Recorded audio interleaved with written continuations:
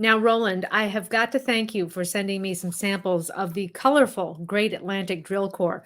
We have snow white, gray, pepper, rosé, and we have champagne. Hence the glass of champagne that I have here. Cheers to that. That's Cheers. good. Oh, that's good salt too.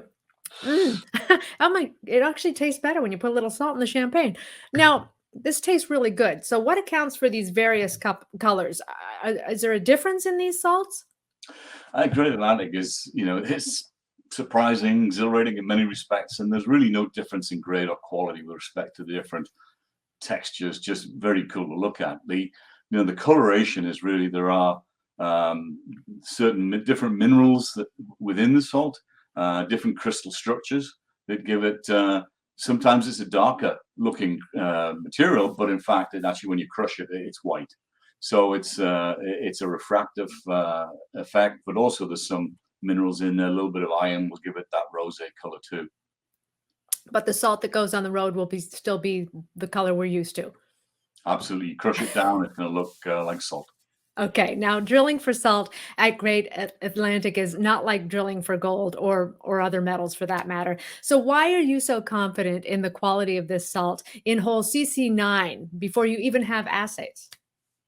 Well, we know that the deposit between the holes, we've seen that it's homogeneous, it's predictable over a wide area, very consistent. And that's one of the great advantages of Great Atlantic. And that's one of the things that makes it very similar to the DNA that Godrich has. All right. Now, when you look at Great Atlantic, how big it appears to be, as you have yet to find the limits of this deposit, and of course, the Fishel's Brook Salt Dome to the south, how significant is this new district scale discovery of salt in North America? The Basin George Salt District is definitely going to be on the international map as a prolific salt district.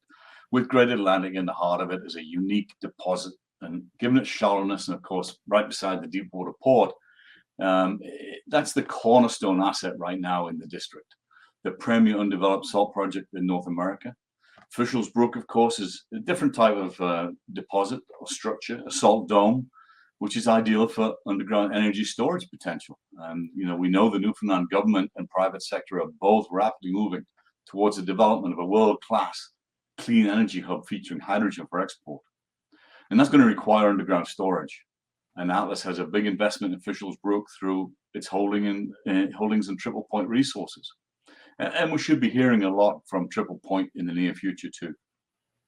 Now, Rowland, the company is on track to release initial economic numbers on Great Atlantic later on this month. SLR will be issuing an independent preliminary economic assessment for the project ahead of the final feasibility study. So how confident are you that this upcoming PEA will support the assertion that Great Atlantic is the premier undeveloped high-grade rock salt project in North America?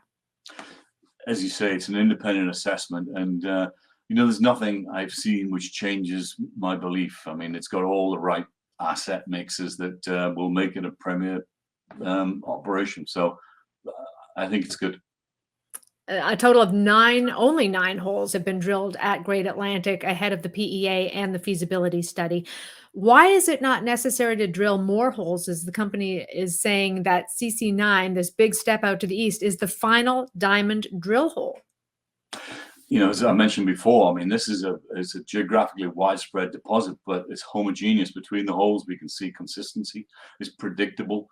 So you don't need to put holes side by side by side. In fact, that just actually makes problems for you down the line when you actually do develop and lay out the mine. So, the nature of the deposit, we don't have to pepper it with holes. We know it's there.